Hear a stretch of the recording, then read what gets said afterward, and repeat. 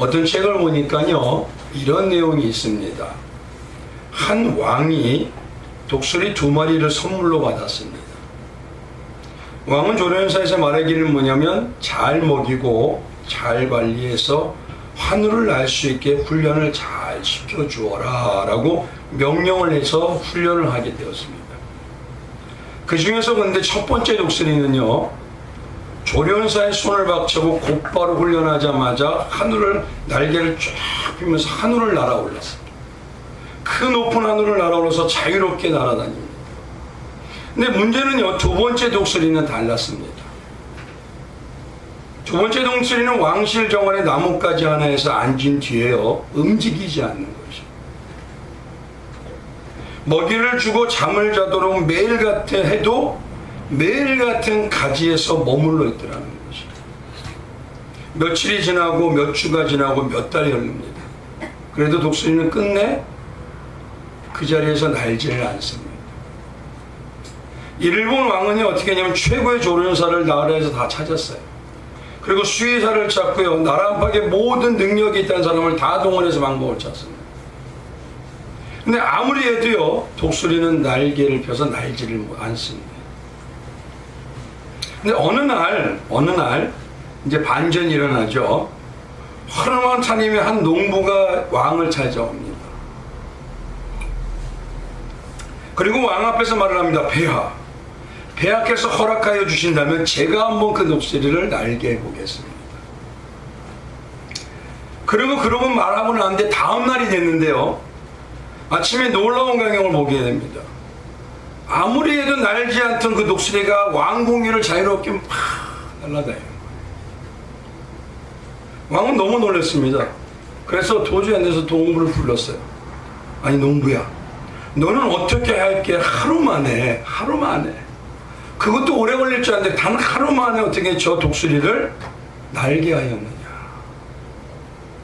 근데 농부는 웃으면서 대답합니다. 뭐라고 했을까요? 참 간단한 거예요. 폐하, 아주 간단합니다. 독수리가 앉아있는 나뭇가지를 잘라버리면 됩니다.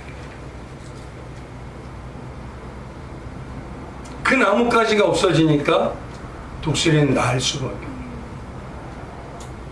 왜 오늘 이 말씀을 드리냐면요, 심리학이라는 곳에서는요, 이 두 번째 독수리와 같은 모습을요, 뭐라고 하냐면 현상유지 편향이라고 합니다. 그대로 있고 싶어하는 마음. 지금 가진 것을 잃을까봐 두려워하고, 익숙한 자리에서 벗어나면 힘들까봐 맴도는 모습. 그래서 거기에 머물고 싶어요. 사람은요, 하나님이 능력이 부족하게 주시지 않습니다. 누구를 따라 만드셨다고요? 하나님의 형상. 그 중에서 하나님의 백성 더욱더 큰 능력을 주셨지만 사람 자체에게는요, 놀라운 걸 주셨습니다. 과학자들이 말하기를요, 사람이 쓰는 머리의 뇌는요, 단 5%도 못 쓴답니다. 5%가 아인슈타인이래요. 95%는요. 능력이 부족해서 멈추는 것이 아닙니다. 다음 뭐냐면 지금 붙들고 있는 작은 안전을 놓칠까봐, 그것을 놓칠까봐 멈춘답니다. 즉 그 자리가 좋아서가 아니에요. 그 자리를 벗어나고 나면 떠난 뒤에 좋은 일보다 나쁜 일이 생길 거예요. 무슨 일이 생길지 모르니까 막연한 불안감 때문에 그 가지를 꽉 잡고 있다. 바로 뭐냐면요, 사람은 이렇게 자기에게 안전을 줄 것 같은 나뭇가지를 꽉 잡고 마음의 벽에 자기가 갇혀서 합니다. 하지만 중요한 건요, 많은 사람이요, 그런 삶에 묶여있다고 하더라도 아주 극히 작은 어떤 사람들, 그들은요, 그 벽을 허무는 자들이 있습니다. 그리고 창공을 날아갑니다.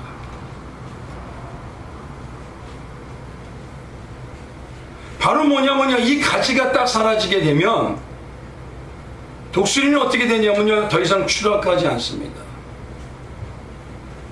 자신에게 날개가 있다는 사실을 이제야 알아요. 그리고 깨닫고 하늘로 높이 날아갑니다.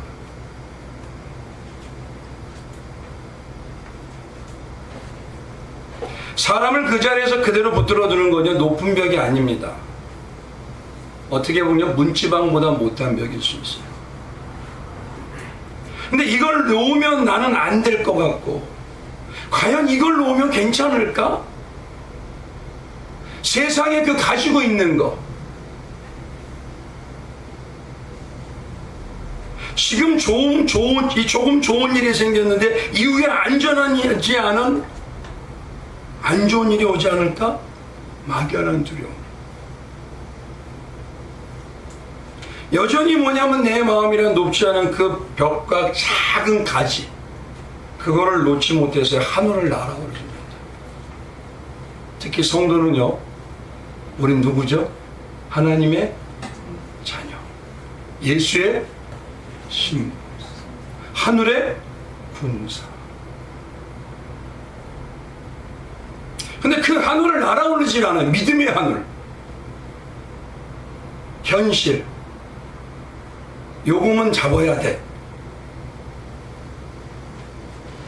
믿음으로 현실을 받아들이는 게 아니라 현실에 묶여서 믿음을 펼쳐지 못하는 나뭇가지만 잡고 있어요. 그래서 이 내용을, 제목을 뭐라고 거기 있냐면 이렇게 씁니다. 잘 될 사람도 무너뜨리는 가장 무서운 증상. 가장 무서운 증상이에요. 이를 신앙으로 한번 생각해 보시기 바랍니다. 성도는요, 하나님의 자녀 예수님의 신부로서 하나님께서 능력과 권세의 원천인 예수님을 완전히 그 모든 것이 이기신 십자가의 예수님을 주신 자들입니다. 덜 주셨나요? 아니요, 여기에 완벽하게. 믿음으로 잘 될 사람들입니다. 반드시 어떤 모습으로든 하나님의 백성으로 잘 되게 할 하나님의 믿음의 능력을 소유한 자들입니다. 아니, 어떻게 보면 영적으로요, 믿음으로 이미 이긴 자들입니다. 그래서 마가복음 9장 23절에 뭐냐면 예수께서 이제 할 수 있거든요. 무슨 말이냐? 믿는 자에게는 다 외우시죠. 근데 문제는 하나님의 믿어지는 믿음을 소유하게 될 하나님의 자녀들이 오직 십자가에 동참하고 동행하는 삶을 딱 보고 믿음으로 그 삶에 동행하라 그러면요, 보이는 게 자꾸 작아지는 거예요. 그래, 내 삶에 작은 가지를 못 놔요.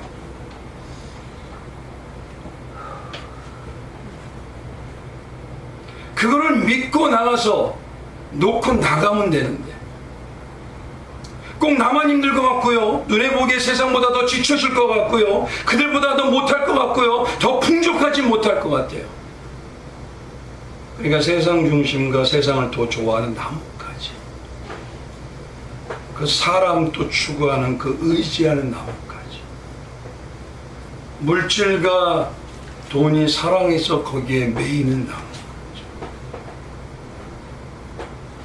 그러니 어떻게 하냐니까 그 나뭇가지를 보호하는 방법으로 한 발은 세상에, 한 발은 신앙에 겸해서 있어. 더 그러고 좋은 복과 능력을 주시는 곳에 이리 치우쳤다 저리 치우쳤다. 근데 결국요, 그거는 세상의 나뭇가지에 다시 붙어. 결국 이 모습이 뭐냐면 말씀보다요, 십자가에 승리한 예수님의 그 말씀, 그 이겼다는 증거보다는 나에게 지금 안정감을 주는 세상이라는 나뭇가지를 놓지 못하는 것.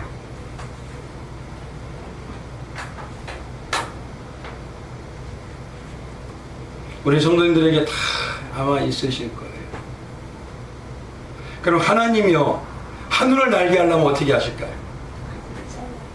하나님이 잘라버리죠. 하나님은 아셔요. 그건요, 눈곱만 둬도 못해. 날아라. 믿음으로 날아라. 그러면 내가 너와 하늘의 놀라운 역사를 이루어내 주시리. 이게 하나님의 말. 그래서 성경은 말합니다. 신앙에서 믿음의 삶이 현실보다 상황보다 우선이 되라.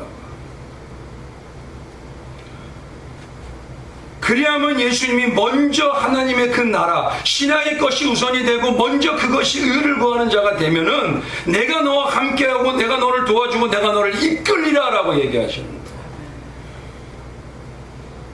상황을 바꿔주겠다? 그러니 그건 믿음도 아니고요. 3살 어린아이도 하는 겁니다.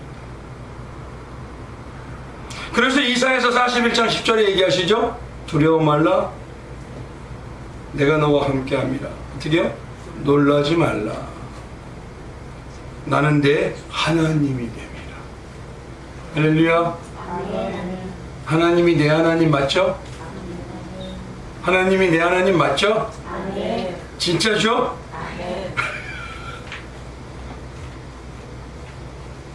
우스운 얘기지만요, 어떤 목사님이요 혼자서 등산을 갔다고 합니다. 근데 실족해서 실족하는 바람에 절벽이 밑으로 잠깐 떨어졌대요.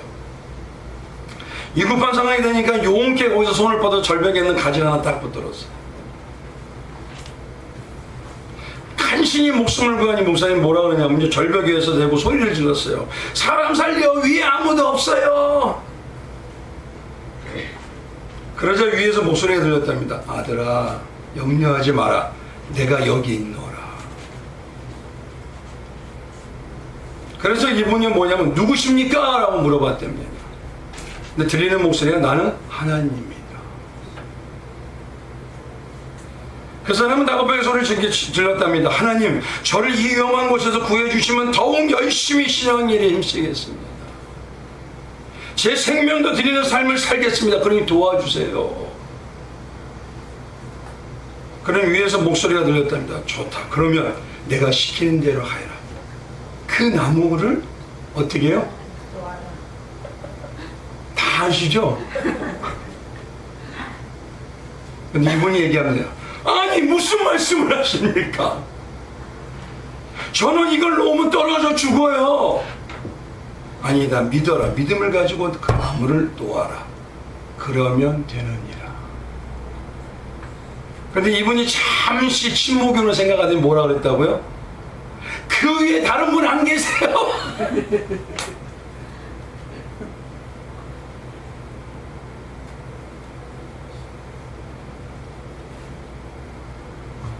우리의 신앙이 지금 어떤지를 돌아봐야 돼요. 겉으로는 대단해 보여요. 많이 배운 것도 같고요. 오래 한 것 같아요. 근데 예수의 말씀 과연 믿느냐? 믿지 않으니까 사람의 생각을 하고 믿지 않으니까 겉멋을 쓰려고 하는 성도도 목자도 많은 분들이 얘기합니다. 예수님 한 분이 모든 것이 충만합니다. 십자가에 동참하는 삶이 진짜 승리이고 능력입니다. 내 자아가 십자가에 예수님과 함께 매달려 없어지고 이제는 십자가의 믿음으로 살면 믿음의 역사가 우리를 온전히 하여 주십니다. 다 고백하세요. 그 삶에 동참하면 됩니다. 그럼 영원한 생명의 역사가 우리에게도 나타나고 복이 이루어집니다. 고백은 해요. 여전히 내 세상의 삶이 우선. 성경보다 내가 판단하는 생각이 우선. 이라는 여전히 세상 상황과 환경과 인맥과 사람과 물질이라는 작은 나무까지 그 안정감에서 놓지 못합니다.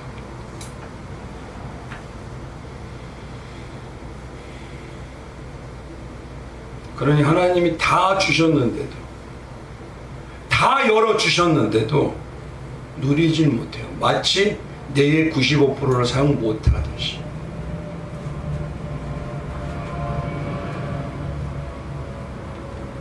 어떤 때는요, 신앙에 이런 안정감을 주는 자지가 뭐냐면 내 자신의 자존심일 수도 있어요. 내가 생각하는 판단과 생각이 맞다고 하는 그 신념일 수 있습니다. 그래서 어떤 분들은요, 믿음으로 고백하고 행함을 조금 하다가 멈춰요. 이 정도만. 그것도 여전히 나뭇가지를 놓지 못해요. 지난 시간에 말씀드린 대로 하나님께서는요, 하나님이 예수님은 누구에게 집중하실까요? 우리에게 집중하십니다. 그래서 먼저 진짜 믿음의 장성한 자가 되게 하십니다. 그리고 환경을 바꾸십니다. 내가 바라는 먼저 문제 해결이 아닙니다. 그건 내가 바라는 거고, 나의 믿음의 중심과 믿음의 생각과 행함을 장성하게 바꾸시는 것이 먼저입니다.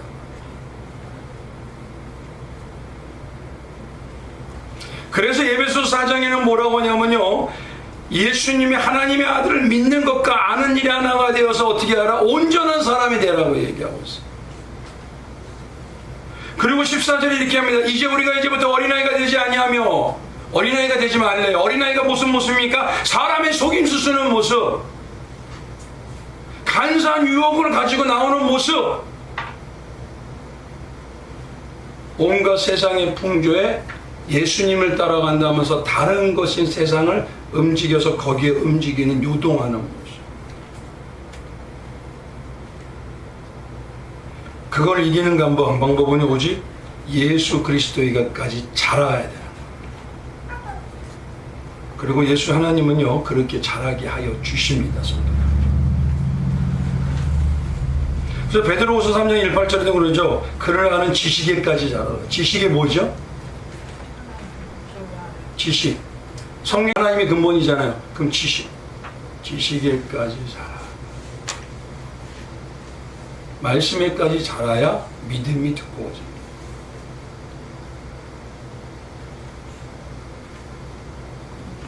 그래서 하나님의 방법은 이런 세상의 나뭇가지를 놓고 예수님을 꽉 붙드는 자, 이제는 붙드는 대상이 바뀌어버려요.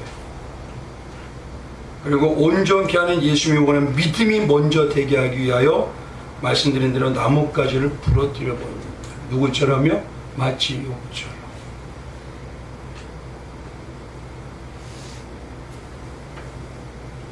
그럴 때 성도님들이 날개를 쫙 펴셔요. 그리고 날아올라요. 문제가 생기면 둘 중에 한 사람입니다. 문제 때문에 어떻게 에이, 2판 4판이야. 주님 갑시다. 누가 할까요?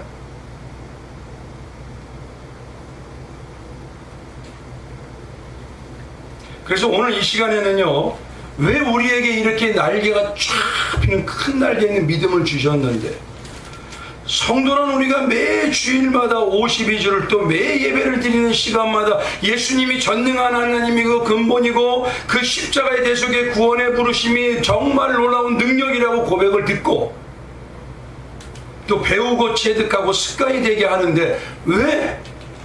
도대체 왜? 이 능력의 열쇠와 같은 십자가의 부르심의 은혜의 소망, 그 소망의 감격과 감동을 잃어버립니다. 왜?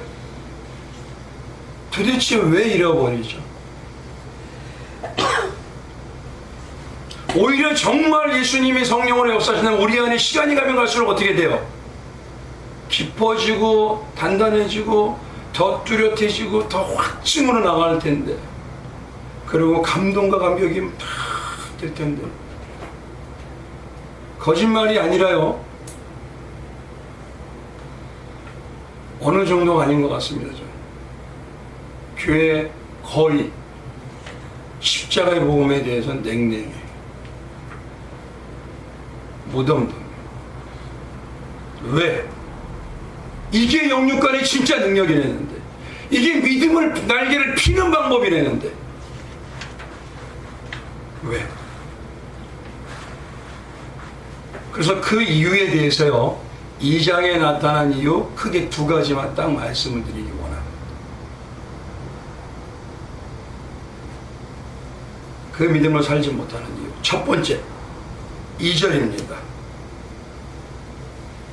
첫 번째, 우리 2장의 1절 한번 가보세요. 2장 1절 우리 같이 봉독하겠습니다. 시작. 그러므로 우리는 들은 것에 더욱 유념함으로 우리가 흘러 떠내려가지 않도록 함이 마땅하니라. 이게 성도라면 당연하니라. 이렇게 성도는 이렇게 하느니라 어떻게 한다고요?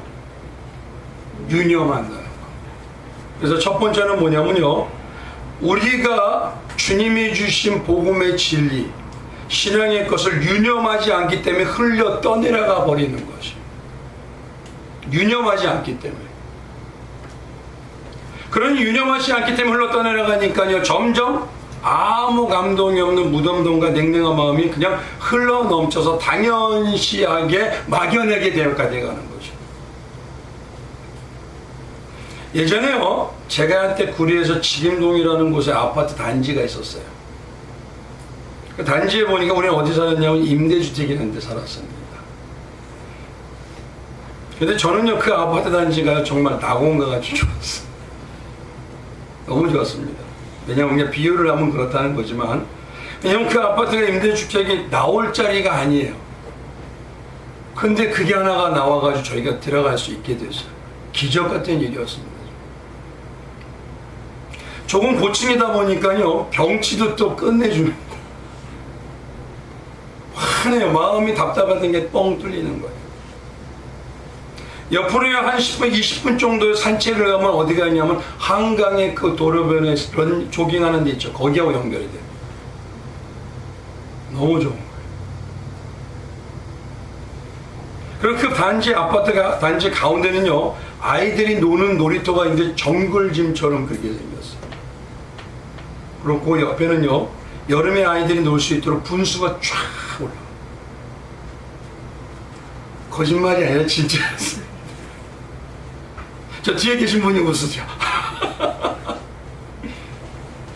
근데 그 옆에는요, 산이 있었어요. 약수도도 있고.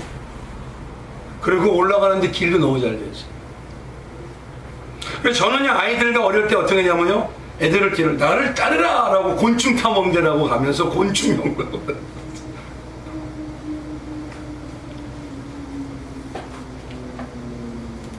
그래서 처음에는요, 그곳에 가서요, 매일같이 산책을 다녔어요. 매일같이. 그래서 뭐 면영화도 하나 사고 막 그랬었어요. 발이 편해지는 점을 다니니까.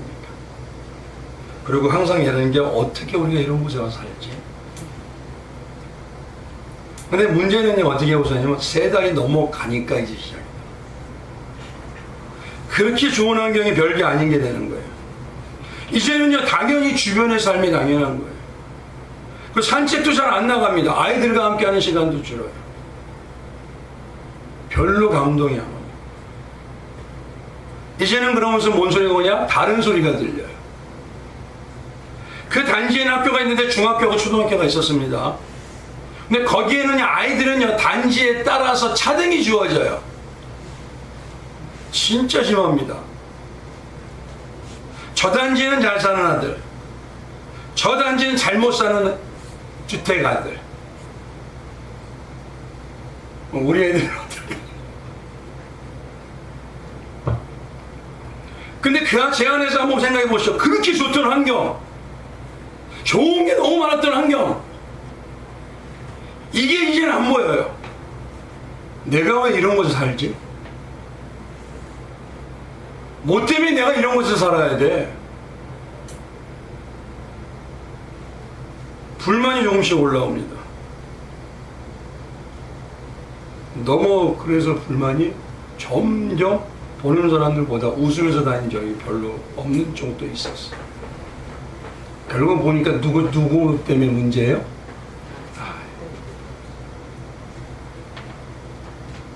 그렇게 좋은 환경이라고 보면서 하나님께 감사하고 맨날 감사합니다 감사했더니 마음이 이제 획 반납돼 버린 거예요. 제가 이 지역에 와서요, 집들이 너무 예뻐요. 처음에 만약 어떤 분들은 그런다, 집을 짓고 살면 이제 별거 너무 좋은 것 같아요. 아우, 나도 이제 전원주택이다. 근데 그분들이 하는 말 중에 어떤 말이 있냐면, 처음에 너무 좋았는데 점점 잔디도 닦았고 아우 너무 힘들어. 맨날 관리해야 돼. 어우. 그러니까 그 좋던 게, 하나님이 주신 축복이 조금 일하는 것 때문에 불만투성이가 돼요. 누구 문제예요? 아시겠죠? 내 안에서 나뭇가지가 있어요.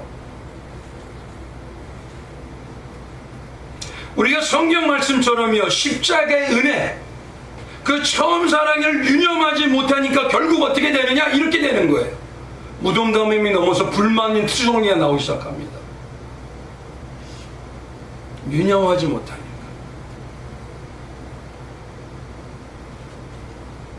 어떤 성도, 어떤 청년들은요, 참 재미있습니다. 3, 4개월을 넘고 청년들이 자꾸 짝이 바뀌어요. 왜 그럴까요? 헝거세는 마음이 이제는 안 움직여요. 제가 그랬어요. 그놈이 그놈이고 그 여인, 와, 너 또 3개월 후에 바뀌어.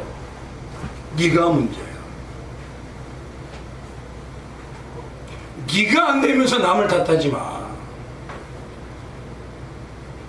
내가 나만의 안정감이라는 걸 가지고 새로운 것만 가지고 있어. 근데 놓지 않아요. 오늘 보면 이 유념이라는 말을요, 1절에 다른 번역본으로 보니까 어떻게 하냐면 공동 번역에 이렇게 합니다. 그러므로 우리는 들은 바를 더욱 굳게 간직하여 라고 합니다. 간직하여서 바른 길에서 벗어나지 않도록 굳게 간직해야 돼요, 내가. 그래서 이 유념이란 말은요, 한문으로 보니까 머물 자에다 생각념에 생각을 굳게 간직해야 되는 겁니다. 십자가 구원의 사실에 감동과 감격이 처음부터 늘 유지되게 항상 생각으로 굳게 집중해야 되는 겁니다. 그러지 않으면 나도 모르게 흘러 떠내려가요. 왜 집중하라 그럴까요? 생각으로. 사단이 생각으로 자꾸 괴롭혀서 잃어버리냐. 사단은요, 해라 그러지 않아도 질 열심히 합니다. 아주. 사람은요, 물질이 돼야 된다고 일하잖아요. 아니요, 사단은요, 죽기 살기로 마지막 날까지 한 번도 안 쉬어요. 그는.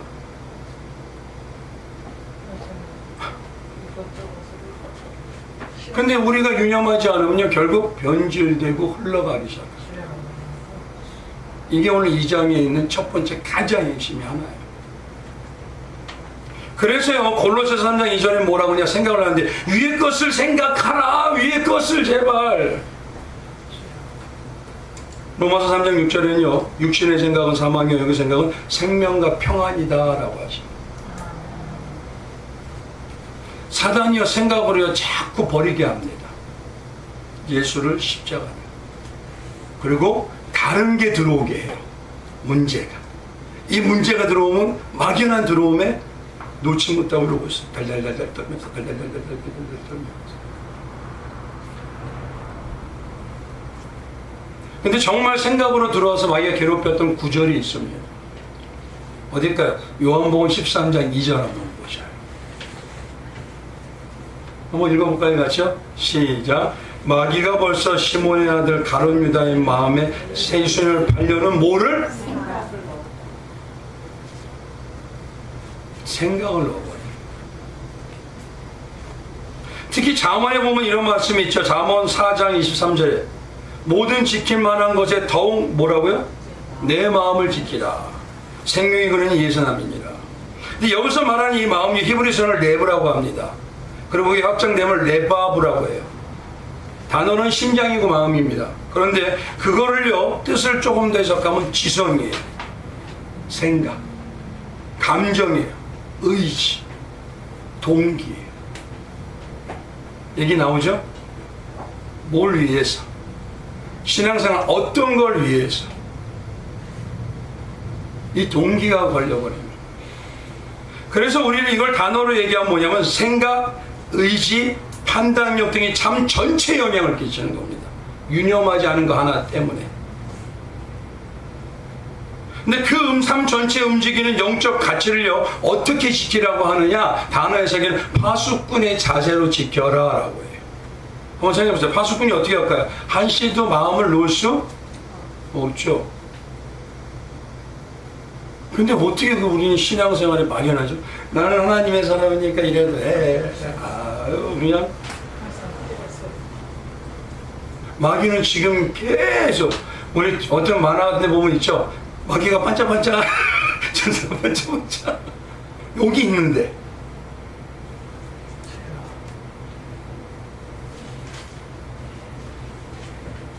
그래서요, 뭐냐면 내 생각을 뭐라고 하냐면 이 유념하라는 거죠.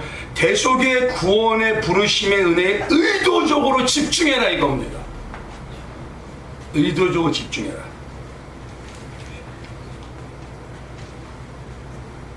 한시라도 마음을 놓지 마라. 그래서 어떻게 하나님이 우리가 의도적으로 집중하는 방법이 항상 하나님은 왜 이 일을 허락하셨을까? 이 일을 하나님이 기뻐하실까? 이 일이 예수님께 십자가의 은혜를 드러내는 걸까? 이 일이 예수만 높이는 일일까? 내 삶 전반적으로 먼저 예수님이신 하나님이신 예수님의 중심으로요, 십자가의 은혜로 질문하고 해석하는 자세가. 그걸 계속 유념해요. 한번 생각해보세요. 우리 성도님들에게 한번 우리 주사님 계시니까 하루 종일 노동하세요. 할 수 있나요? 그런데요, 힘 안 드는 게 하나 있습니다. 그렇죠? 생각은요, 힘 하나 안 들어요. 그래서 예수님이 얘기하는 겁니다. 노동하라 그러면 어떻게 하실래요? 하루 온종일 죽도록 365일 해라. 그래야지 구원받으리라. 하실까요? 가장 쉬운 방법을 알려주시는데도 아닙니다. 안 해요. 유념하라가 그겁니다. 마치 어떻게 유념해야 되냐? 요 일을 하면 돈이 얼마 벌릴까? 요 일을 하면 생업이 얼마나 좋을까? 요거는 생각하지 말아야 돼요. 하루 종일 생각해요. 그 정도만이라도. 요 일을 하면 내가 얼마나 유명해질까? 요 일을 하면 내가 얼마나 명예스러워질까? 요 일을 하면 내가 얼마나 높아질까? 이거 하지 말라 그래도요, 끝까지 해요. 그 정도만이라도.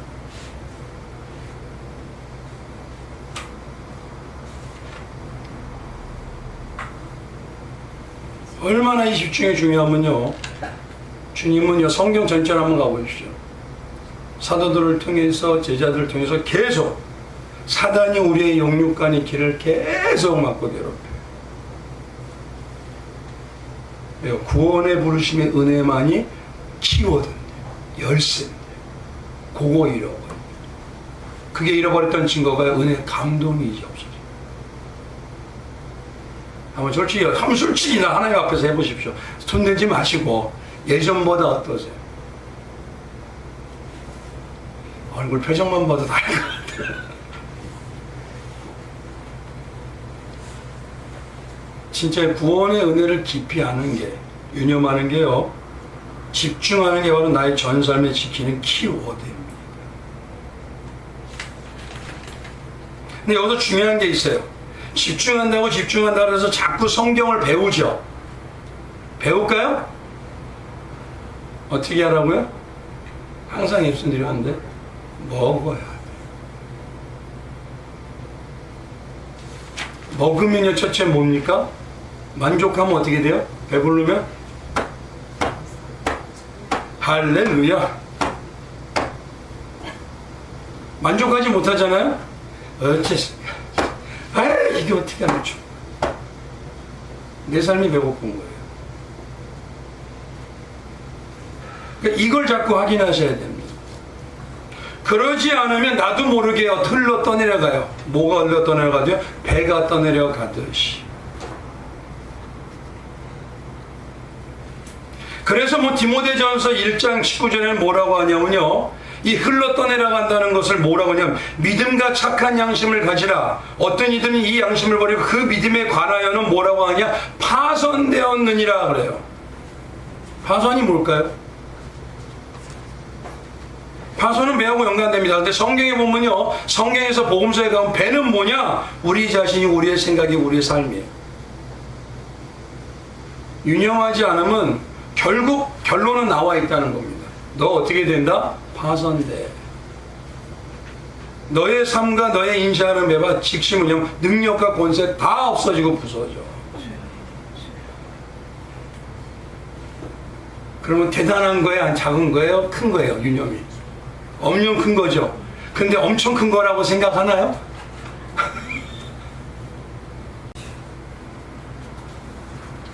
그래서 말씀을 먹어야 됩니다.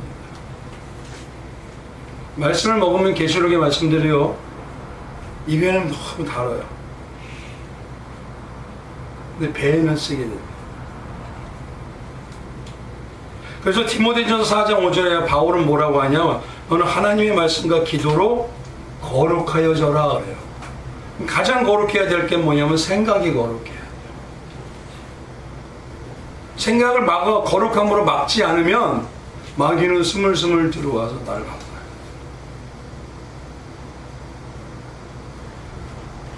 그러면 하나님의 말씀의 생각으로 거룩해지는 게 뭘까요? 예수 생각으로 거룩, 구원의 생각으로 거룩, 십자가 생각으로 거룩, 하늘 생각으로. 힘들죠 그거? 그럼 노동을 하루 종일 하세요. 그거보다 힘들죠? 그러니까요, 우리 신앙 자꾸 핑계인 겁니다. 사자는 정말 우는 사자같이요, 끝없이 우리를 능력을 뺏으려고 그래요. 이 구원의 은혜 능력, 그게 키워드인데, 그걸 뺏어버리면요 나머지 삶이 다 바뀌어버리니까, 다 못쓰게 되니까. 알아요 그는 벌써.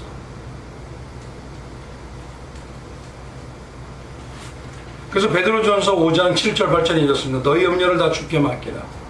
이는 그가 너희를 돌보십니다. 염려는 어디서 온다고요? 그렇죠. 근신하라, 깨어라. 여기도 그래요. 너희 대적마귀가 우는 사자같이 두루다니며 삼킬 자를 찾는. 근신이 뭘까요? 정신을 바짝 차리고 마음을 다잡아라. 정신을 차리라. 현실에 있는 그 문제 때문에, 가시 때문에 괴로워하지 말라는 거예요. 그건 언제든지 다른 가지 바꿔도 돼요. 하나님 뜻이면 바꿔줘도 돼요. 근데 그거 놓치면 난 끝납니다. 말씀드린 대로요, 우리는 어떻게 바꾸냐, 말씀과 기도로 거룩하게 바뀌어간다 했잖아요. 그러면 어떻게 되느냐, 이거를 중요한 건 뭐냐면, 거룩하게 되면 그걸 어떻게 해야 되느냐 이거예요. 어떻게 배워서 할까요? 많이 공부해서요? 한국의 문제가 뭐냐면요, 교회마다 많은 훈련합니다. 매년마다 매 순간마다 성경 공부와 제자 훈련과 교리와 신학 훈련과 각종 세미나와 기타 등등 배워서 많아요. 근데 배워서 많은 건 좋은데 열매는 없어요. 한번 보십시오. 우리의 신앙이 뭘 많이 체득하면요, 그 열매로 나오는 게 있잖아요. 그렇죠? 내 안에 뭐가 심기면 열매로 나오는 게 있습니다. 근데 열매로 나오는 게 두 가지의 모습이 나옵니다. 사람이 배우는 자와 먹는 자가 틀려요. 그러면 한번 보십시오. 배우는 자는 어떻게 되냐면요, 나오는 게 항상 남을 가르치려고 해요. 자기가 높은 자예요. 자기가 나은 자예요. 조금 더 자기는 많이 배우고 있는 거예요. 나는 괜찮은 거예요. 그러니까 문제는 뭐냐면, 배워서 있는 자는 비교의식과 차등의식이 넘쳐나요. 비교의식과 차등의식이 있으면 나는 항상 어디에 있어요? 여기 있나요?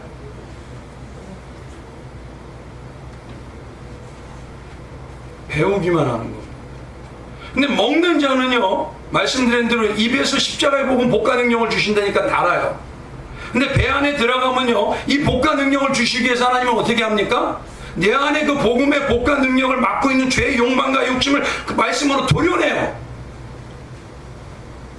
그럼 도려내면 내가 커져요, 작아져요? 커지죠? 작아지죠? 그러면요, 뻣뻣한 어리가 내려가요. 내가 주장하기 전에 먼저 들어줘요.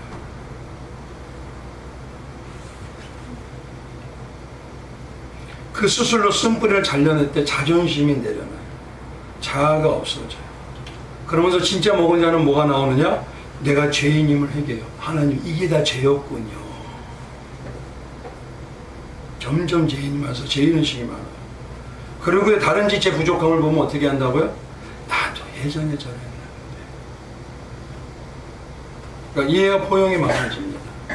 그리고 이제부터는요, 내가 못해도 다른 사람이 예수님을 닮아가는 자로 세워지면 돼라고 세우는 자가. 어떠세요? 혹시 속으로 저 사람도 축복받아야 되는데 나보다 요만큼만 못 받게 해주세요. 나보다 내가 요만큼 더 받게 해주세요. 이러지 않으세요? 근데 자식한테 그러답니까? 자식한테 그러죠. 너 나보다 항상 요만큼 못해야 돼. 너는 못나야 돼 나보다. 요러는 것. 거짓말이에요.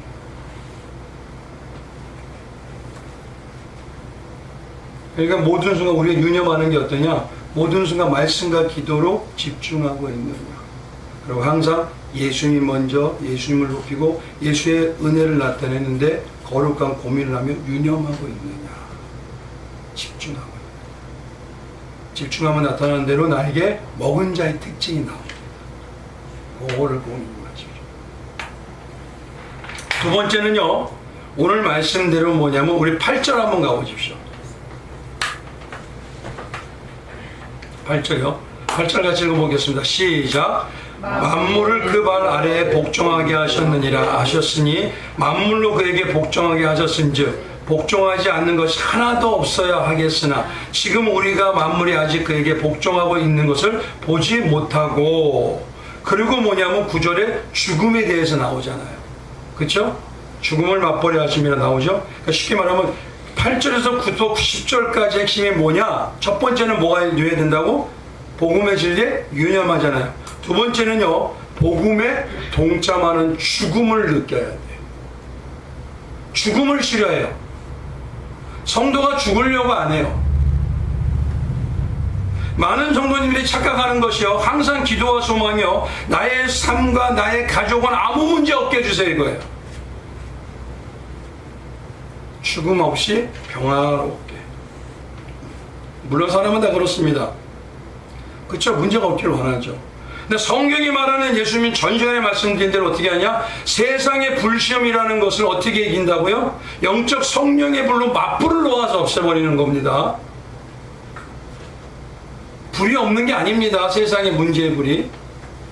세상의 문제의 파도를 어떻게 한다고요? 나를 죽이고 이기신 십자가의 창념이란 은혜 용서의 파도를 없애버리는 거예요. 밀어버리는 겁니다. 그게. 우리 이거 하나 얘기하면 또 얘기 드릴게요. 성도님들 버팔로라는 소 아십니까? 버팔로라는 소, 들소죠? 근데 이 들소가요, 하나 보면 뭘 얘기하냐? 버팔로라는 소는 특징이 하나 특이한 게 있습니다. 폭풍이 보면은요, 폭풍 속으로 정면으로 달려들어가요. 왜 그럴까요? 이상하지 않나요? 왜 정면으로 달려들어갈까요? 근데 반대로 다른 소들과 다른 짐승은요, 폭풍이 오면 반대로 막 도망가요. 얘만은 정면으로 달려들어가요. 대부분의 소나 대부분의 짐승은요, 비와 바람과 위험에서 멀어지기 위해서 도망갑니다. 근데 버팔로는요, 폭풍으로 잡고 갑니다. 그것도 속도를 더 높여서 폭풍으로 달려가요. 왜 그럴까요? 하나를 그 동물은 배웠어요. 뭐냐면 폭풍으로 정면으로 달려가 통과하면 누구보다 빨리 폭풍의 비와 바람과 위험에서 벗어나요. 맞죠? 피하면 계속 쫓아가요.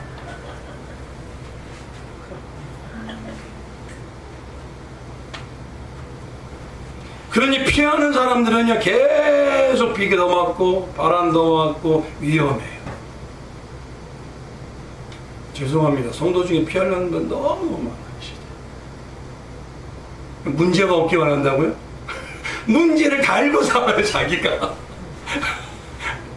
참. 버팔로보다 못하라.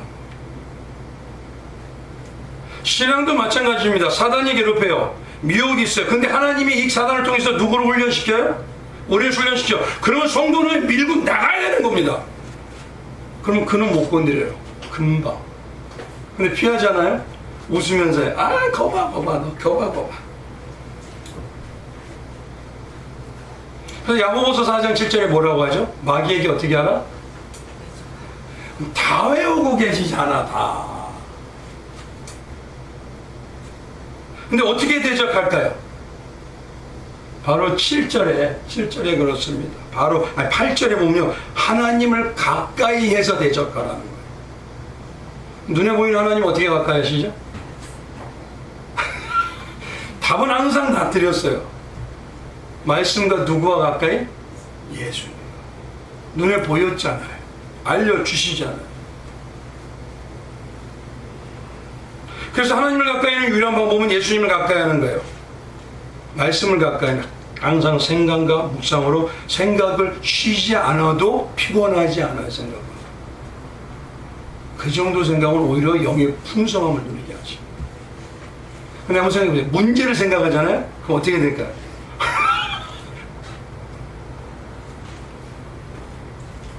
그렇다고 저도 안 그런다는 게 아닙니다.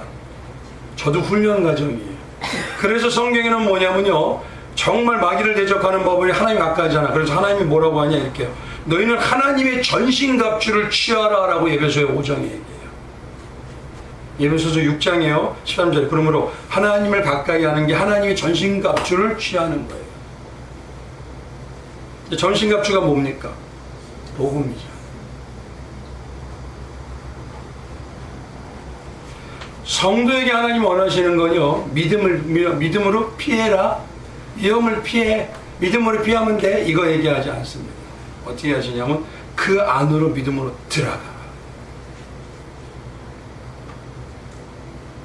그걸 헤쳐나가라 그래요. 그러면서 바울이 그러죠. 내게 능력을 주었다. 그래서 바울은 뭐라 그러는가? 내게 능력 주신 자 안에서 모든 것을 나는 할 수 있느니라.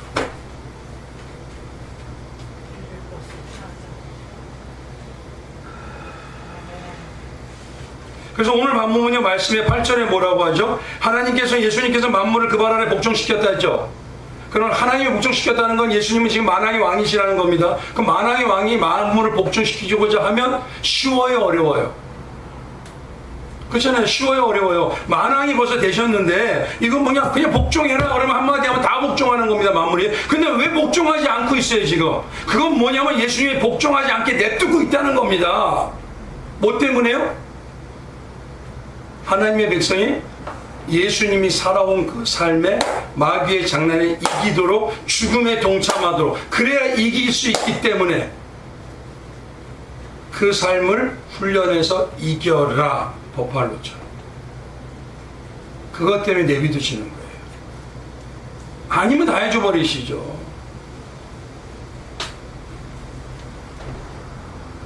그래서 이거 보십시오. 성경을 배우는 거는 잊을까요? 안 잊을까요? 잊어버려요. 근데 성경을 체험하면요, 안 잊어요. 배우고, 살고, 느끼고, 해보면 안 잊어요. 맞죠? 근데 대부분 입술로는 배우고, 느끼고, 살고 해봐야 돼? 그러나 배워서 여기서 끝! 믿음의 역사 안 나옵니다.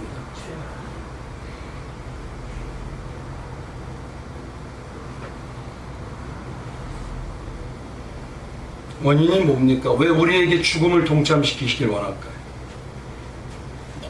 뭐 때문에? 가장 하나 있습니다. 뭐냐? 죽어야 다시 살릴 수 있습니다. 왜 죽었냐면 이 몸은 지금 뭐가 지배하고 있어요? 육신은? 마귀의 죄가 지배하고 있어요. 그래서 뭐냐면 죽음에 동참하는 거예요. 죄를 죽여야 되니까. 그럼 어떻게 하시겠다? 내가 다시 살리. 그래서 기독교는 어떤 걸 했죠? 죽음에 동참하는 신앙입니다. 죽음에 동참해야지만 살아나는 신앙입니다. 이걸 다르게 말하면 십자가를 져야, 그리고 무슨 신앙? 부활 신앙입니다. 십자가 없는 부활은요, 아무것도 없어요. 부활은 뭘 하냐면 나마다 잘 되기만 원해. 문제가 없게 잘 되게. 그건 하나님의 법칙에 안 만들어 놓으셨어요. 고난이 있느냐? 그러나 이기고 뚫고 가라. 그럼 부활에 승리하라. 이게 답입니다.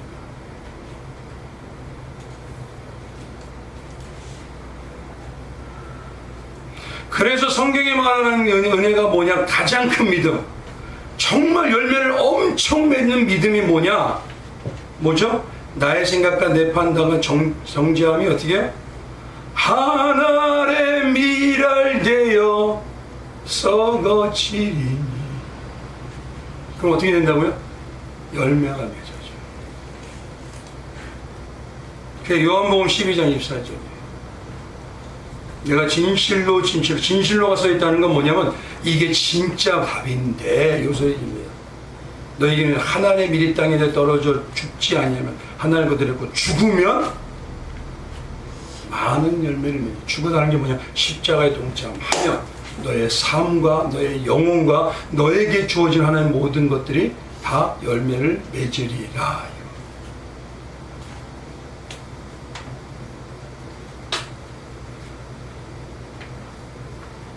이제 말씀을 마칠게요. 기독교 신앙의 핵심 뭐냐면요, 내가 나를 관리하는 게 아닙니다. 자기를 갈고 닦아서 오늘보다 좋은 내일 더 나은 사람이 되겠다. 이게 인본주의예요.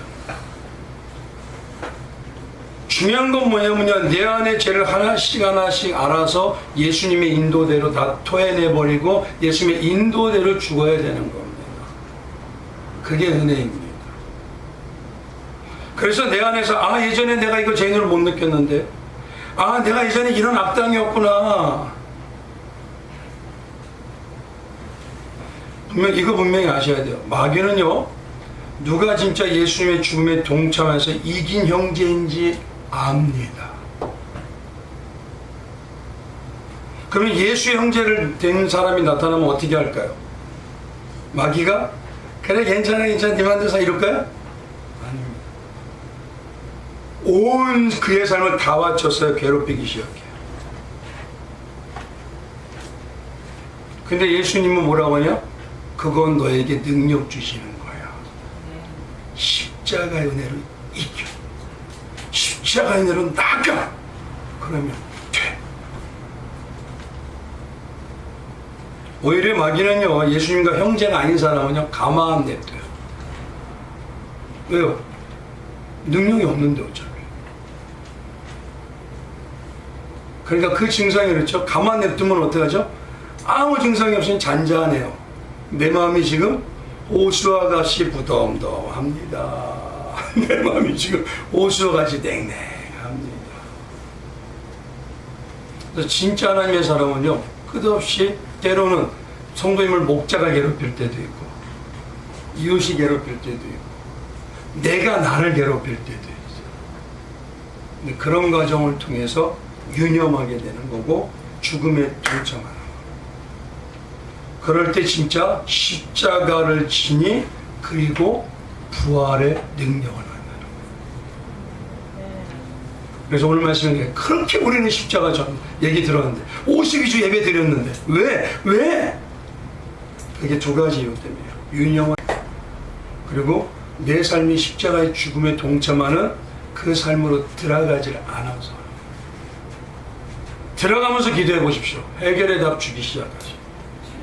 그 은혜가 영원히 우리 주님, 우리 성도님과 함께 하셔서 2026년도, 2027년도 그 이후에도 계속 승리하는 삶 사실 주님의 이름으로 축원드리겠습니다. 오늘 이 시간에 우리 한번 기도하기 원합니다.